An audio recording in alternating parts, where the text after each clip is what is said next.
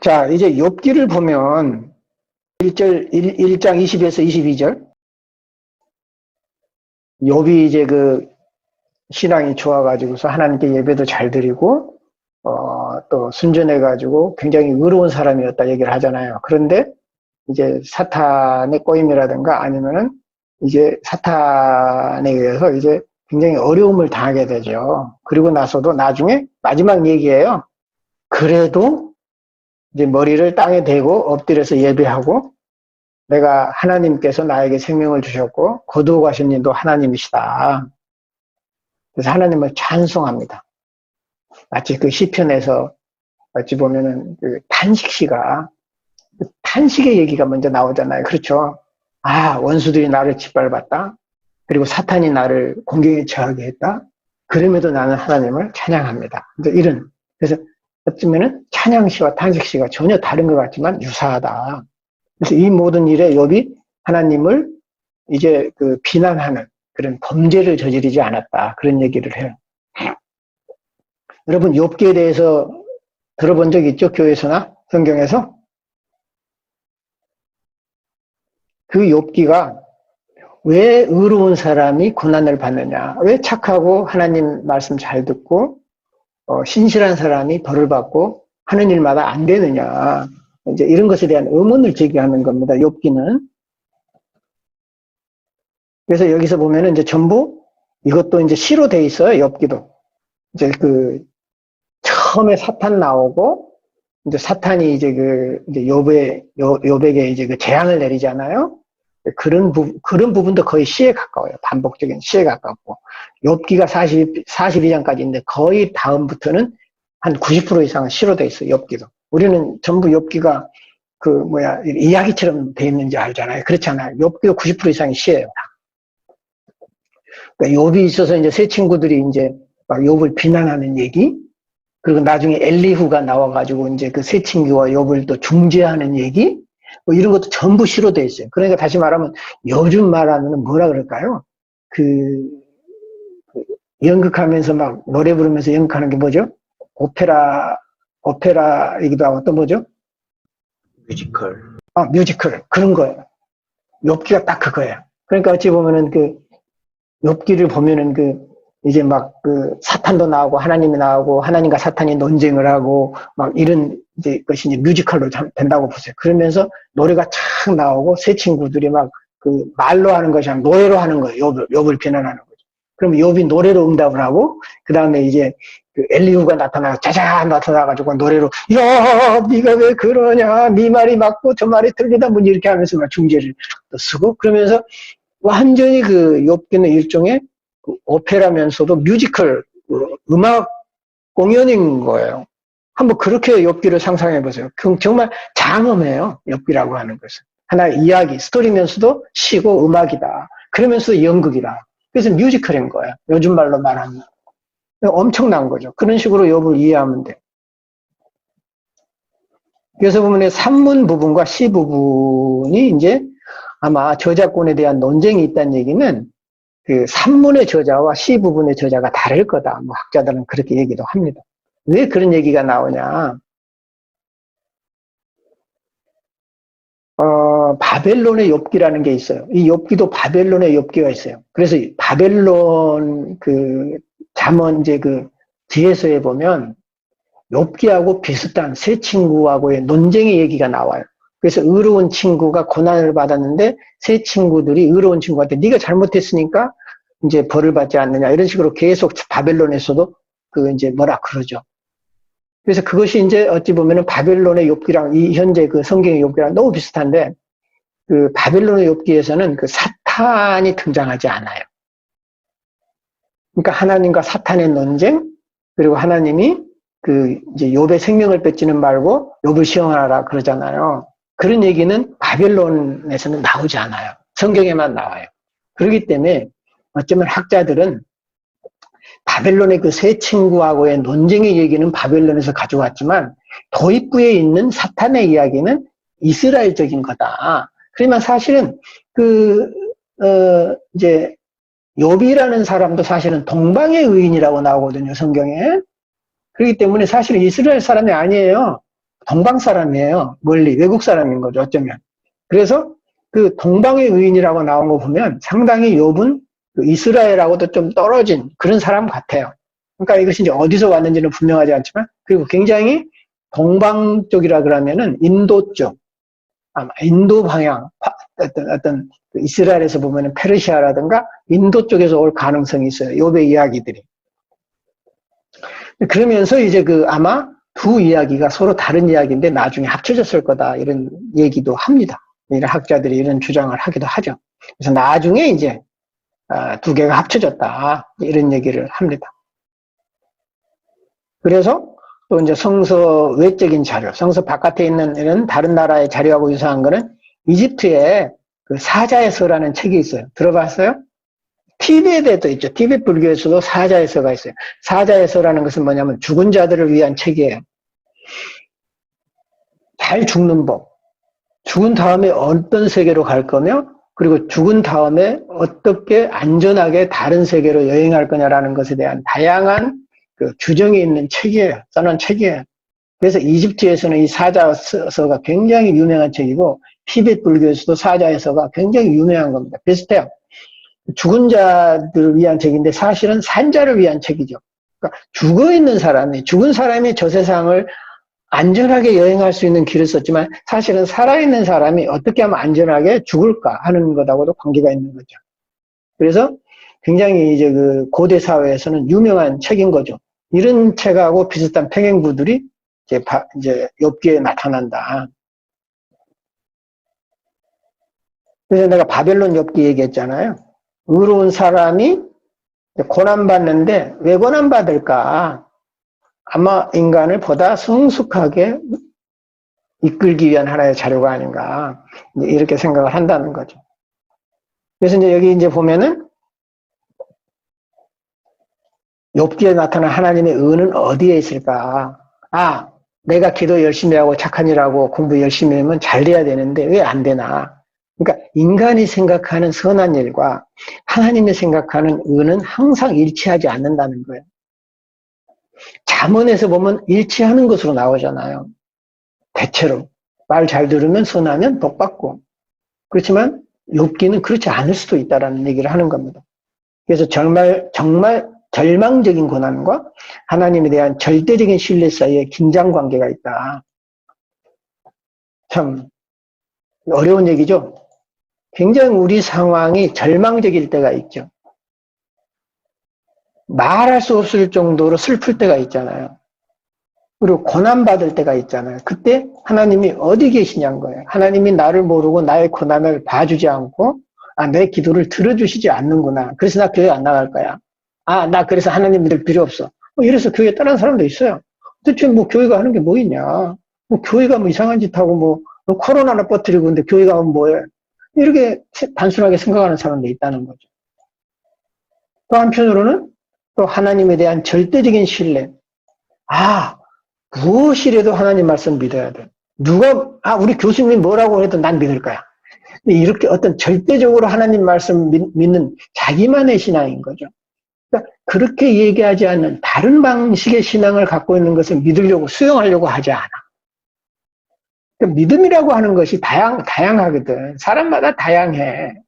그런데 자기만의 믿음이 가장 올바른 믿음인지 알아, 사람들은. 아니거든. 정말 믿음이 없는 사람처럼 보여도 우리보다 더 깊은 믿음을 갖고 있는 사람이 너무 많아. 심지어는 교회를 우리처럼 열심히 나가지 않아도 더 믿음 있는 사람이 있을 수도 있어. 어떤 사람은 교회 열심히 나가지만 이상하게 하는 짓 보면 전혀 존경이 되지 않는 그런 사람도 있어.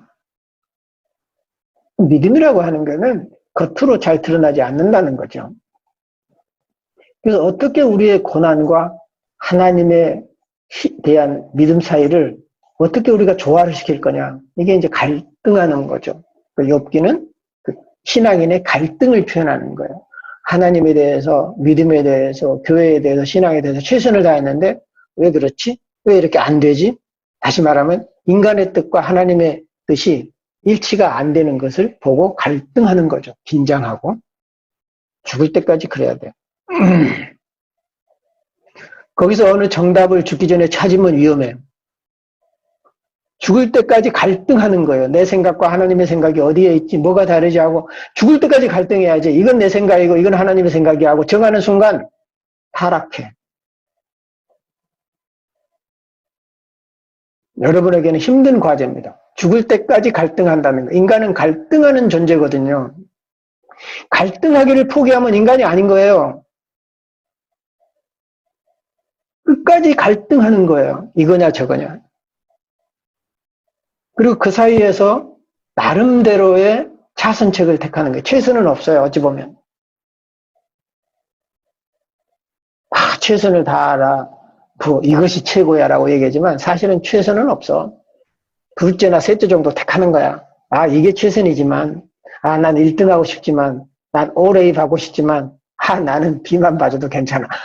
언제나 차선을 택한 사람이 제일 좋아. 그래서 최선을 다하면 안 돼. 최선은 최악이야.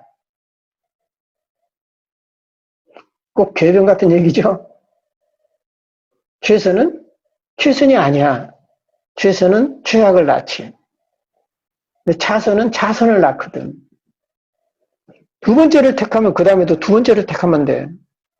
하나님의 말씀과 최선이 어쩌면 잠언이라면 그 잠언의 말씀에 따라갈 수 없는 인간의 환경과 현실. 나는 어떤 길을 택할 거냐. 늘 고민한다는 거죠. 그래서 솔직하게 하나님 앞에서 고백하는 거예요. 그래서 욥은 하나님과의 적대관계에서의 하소연 혹은 탄원에서 출발을 해. 처음에는 하나님 왜 나한테 이런 고난을 줍니까? 시편의 탄식시라든가 에레미야의 고백과 비슷해요. 출발해서 나중에는 하나님의 섭리를 다 할 수는 없지만 하나님은 여전히 나를 보고 계시는구나. 그렇게 고백을 합니다. 욥기 42편에 보면.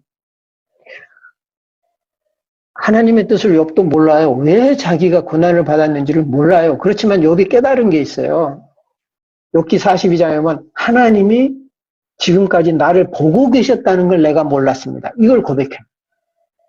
욥의 마지막 고백은 뭐냐면 이제 내가 하나님을 알았습니다가 아니에요. 내가 고난받을 때 하나님께서는 나를 보고 계신지를 몰랐습니다. 나 고난받는 내 모습만 봤습니다. 그런데 하나님이 나를 보고 계신다는 것을 미처 몰랐습니다. 이제야말로 하나님이 나를 보고 계신다는 것. 아무 말씀도 안 하시고 아무런 도움도 안 주시고 아무것도 한 건 없지만 하나님은 나를 보고 계신다는 걸 이제야 알았습니다. 그것이 욥의 고백이에요. 여러분이나 나나 그래요. 내 문제가 해결되고 고난이 해결되고 모든 게 만사형통돼야만 응답받는 것이 아니야. 내가 고통받고 눈물을 흘릴 때 하나님이 보고 계신다는 거예요. 그 얘기는 뭐냐면 이제 하나님께서 그런 얘기를 하시잖아요. 이스라엘 백성이 애굽에서 고난받을 때 나도 함께 울었다. 이스라엘이 울 때 나도 울었다는 거예요. 너희의 울음소리를 내가 들었노라. 그런 얘기가 나오거든. 응? 그러니까 우리가 알 수 있는 건 그거예요. 하나님이 나와 함께 하셔서 내가 울 때 하나님도 함께 울어주신다는 거죠. 그 이상 뭘 바래? 근데 우리는 이제 눈물이 다 없애버리고, 불행했던 게 행복해져 버리고, 안 풀린 게 모든 게 풀려버리고, 이래야만 하나님이 응답 들어주신 것 같거든. 우리 어머니, 아버지도 그래요, 사실은. 다 우리 부탁 들어줄 수 없어요. 그런데 우리가 힘들고 어려워할 때 엄마, 아빠가 같이 아파서 울어주시면 나는 그렇게만 해줘도 좋은 엄마, 아빠 같아. 함께 울어줄 수 있는? 그런 하나님? 근데 그것을 욥이 이제 나중에 이제 그 고통받은 욥이 처음에는 막 나는 죄가 없습니다. 내가 무슨 죄가 있냐 막 그러면서 막 항의하고 막 하나님께 막 불평하고 그러다가 나중엔 그걸 깨닫는 거죠. 하나님이 나를 보고 계셨다는 거. God has been watching me all the time.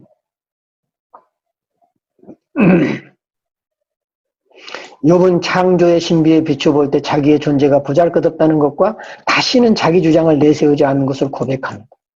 그래서 특별히 특별히 선하다고 생각했던 자신의 고통에 대한 해답은 얻지 못해요. 욥은. 왜 내가 고난받았는지 해답은 못 얻어. 하나님은 욥의 고통을 초월해요. 그리고 욥이 왜 고통받는 걸 일일이 대답해 줄 필요도 없어. 하나님 편에서는. 우리는 알고 싶죠. 내가 왜 이렇게 고통을 받죠? 하나님, 응답을 주세요. 그리고 얘기하지만은 그건 나의 요구지 하나님이 꼭 그럴 필요는 없는 거예요. 내 부탁을 들어주고 당연히 그래야 되지 않습니까? 아, 하나님, 당연한 게 어딨어. 당연한 게 어딨어. 내가 생각할 때 당연한 거지. 그러면 여러분 아마 지금 나한테 그럴 거예요. 그러님 뭘 믿고 살죠? 그럼 뭐가 당연한 거죠? 없는 거야, 당연한 거는. 세상에 없어. 당연한 거는 없어. 당연한 것이 있다면 일시적으로 당연한 것 뿐이야. 그 순간에 당연한 거야. 그래서 욥기는 의로운 사람의 고난 문제에서 출발을 해요. 처음에는 왜 내가 의로운데 의로운 사람이 고난을 받습니까? 죄 없는 사람이 고난을 받습니까? 해서 출발을 해요. 그렇지만 나중에는 하나님과 나와의 관계성으로 주제가 바뀌어버려요. 내가 왜 고난받죠? 착한 사람이 왜 벌을 받죠? 이런 질문에서 출발했다가 그 일방적인 질문이잖아요. 1차적인 사고. 나 중심이잖아요. 내가 왜 불행하죠? 나 중심이잖아. 근데 그 다음 사고는 나 불행할 때 하나님 어디 계셨어요? 이렇게 묻는 게 2차적인 사고. 아, 내가 고난받고 눈물을 흘릴 때 나만 눈물을 흘리는 것이 아니라 하나님도 눈물을 흘리셨구나 하고 나 아닌 하나님을 보게 되고 하나님과 나와의 관계를 보게 되는 게 2차적인 사고로 가는 거예요. 2차원적인 사고. 나 중심에서 2차원적인 사고. 나 중심에서 엄마와 아빠와 나와의 관계를 보고 엄마와 아빠와 내 가족 간의 관계를 보기 시작하는 거예요. 나만 보면 굉장히 억울하고 힘들지만 관계를 보기 시작하면 이해되는 것이 있거든요. 욥이 그런 거예요. 자기의 고난을 다 이해할 수는 없었어요. 그러나 그 고난을 지켜보고 겪어내는 거죠. 왜? 하나님이 함께 하시니까.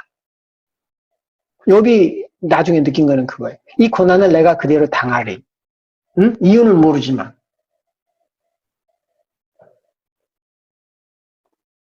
그래서 고난의 문제에서 출발했다가 나중에 하나님과 인간의 관계성으로 넘어간다.